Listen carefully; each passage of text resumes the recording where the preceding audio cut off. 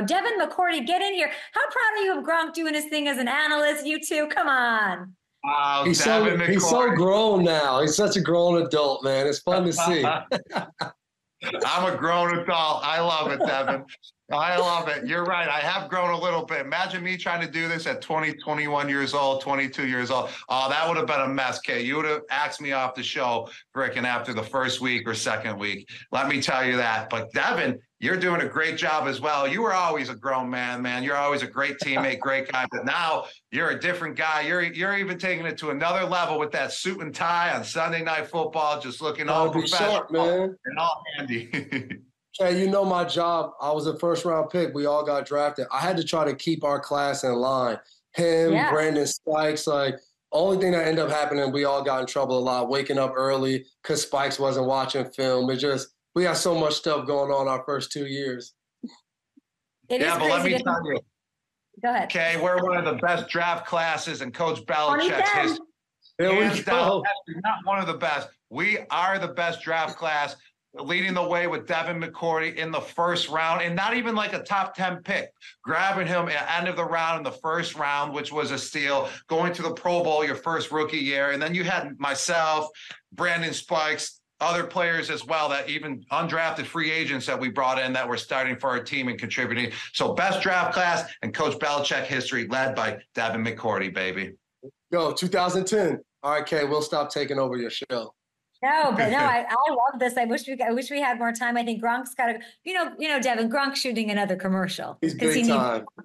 He's like, I can give you 10 minutes. There's somebody's, hovering above him to take him away to, hair and makeup to do his thing. Oh, now you're coming down on me that I'm too big time. We love you.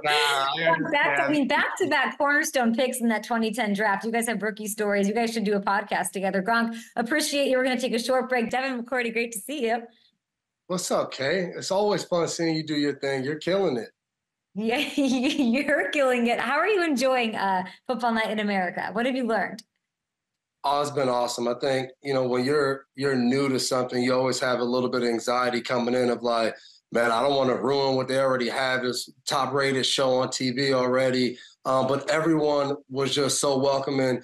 Chris Sims, I played against his brother in high school, so we already had that connectivity being together in New England. But then Coach Garrett, Tony Dungy, Rodney, they just kept giving me advice, telling me about their experiences when they first got in. So that helped me a lot early on. And then having our host, Maria Taylor, who's so kind, nice, sets us up with so many different things and kind of keeps the show light and funny. It's been a lot of fun. And I would probably say the best part is Sunday afternoon, we're just watching all the games together. Yeah. And there's no place I'd rather be than watching every game in the NFL, sitting in a chair, eating food. So it's been a good time so far.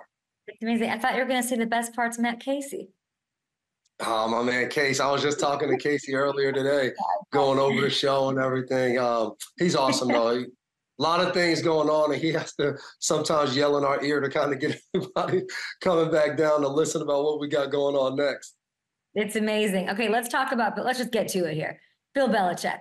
I've been saying all year he's getting traded. I just felt like Gronk comes on my show every week. No, Gronk and Edelman were on last week, and they still were telling me, I don't believe it. What's going to happen with Bill?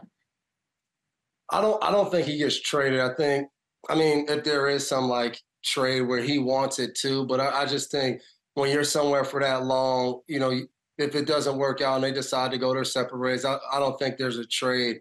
But I think there's a world where he ends up not in New England next year. And I think the crazy thing is, who would have thought in 2023 we could be talking about two iconic coaching figures in Mike Tomlin and Bill Belichick possibly not being in Pittsburgh and New England. Sounds utterly ridiculous, but as this season unfolds these last 3 weeks, it almost seems like very real that those things can happen. And I'm very interested to see. I think obviously the team's still playing hard for Bill. So I think that's something the Crafts are going to have to think about. You look at this team, only have 3 wins. They went out there, fought Kansas City, played tough. They beat Pittsburgh a week ago, who was still a chance to be in the playoffs. So I don't know exactly how to shake out, but I'm not on that side of like, no shot. Like, I do think there's a possibility. And I think there's a chance, like, we see Bill somewhere maybe contending for a Super Bowl next year if he's not in New Where? England, because I think he can have that impact. Where?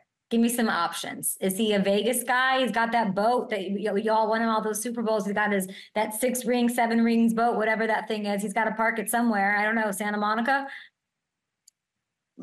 If I had to pick, I say the Chargers, and everybody keeps bringing up Herbert, and obviously that is the most enticing thing. But I think it's also his understanding of like what a team needs. And this team has some older veterans. They're over their cap. They need somebody that's going to have some type of experience, between him and then if they bring in a GM of working together and figure out, all right, who do we keep? Who do we move on from? What do we need to bring in? What do we need to like all of those things? I think if you want a coach that can turn something around and get going, Herbert's now in his, 5th year. How can we take advantage of this guy's career? I think Bill's a guy that can come in and do that right away. But I think no matter what, if he's not in New England, if he can find a situation where the quarterback position is kind of set in stone, he can handle a lot of different things and get that going. I mean, it would be crazy not to see him in New England. But I do want to see him still coaching in this league. I think he has a lot to give. And it hasn't worked out for the Patriots this season, but there's still elements to watching the Patriots that you can see they're being coached the right way. It's a lot of execution and different other things going on. I love you too much to bring up Mac Jones because you were so adamant about Mac Jones and you were, and we're not gonna do it. I'm not gonna put you through it. I do want to ask you, a guy who's also still coaching the league is Matt Patricia. This is the team that I'd like to see go back to the Super Bowl and do something. He takes over duties. Take me to this situation where there's let's go to the tape here. Less than 30 seconds to go. Eagles were up 4, and there are some people that were really critical of Patricia's decision to go cover 1 there. Are you okay with this strategy, or should he have had 2 safeties over the top because the Seahawks needed a touchdown to win? I mean, it goes back and forth. I tweeted after this game, like, in 2-minute situation, you got to be able to cover. Like, the reason you get paid to play defensive back is to cover people. So there's no perfect calls for the whole drive that's going to make it work. I think overall, especially this is 2 years in a row now that Matt Patricia gets thrown into situations that are not ideal. He's in New England. He gets thrown in a year ago to be an offensive coordinator, assistant coach, quality control offense like 15, 20 years ago. And then this year, I played under Matt Patricia. The defense they run in Philly is not the defense I ran when he was coaching me. So now he gets called in to run a defense that's not his defense, but to make the right calls in the right time in somebody else's defense really doesn't make sense and is really hard to do. Most coaches wouldn't want to be in that situation. So I think the hard thing for this team is they don't stop anybody with anything right now. If we're being realistic about the Eagles' defense the last few weeks, it's just been up and down the field. Run game, pass game. If they don't get a sack, it's been completions and yards. So now you get in a 2-minute situation. You don't want to be too soft because then the team drives right down the field and they end up with 4 plays inside the 10-yard line, which is tough to stop now. So you take a shot. I think, again, if you're going to go cover 1, you got to have confidence your guys can cover. And then the second part of it is Bradbury said he was kind of playing the sticks.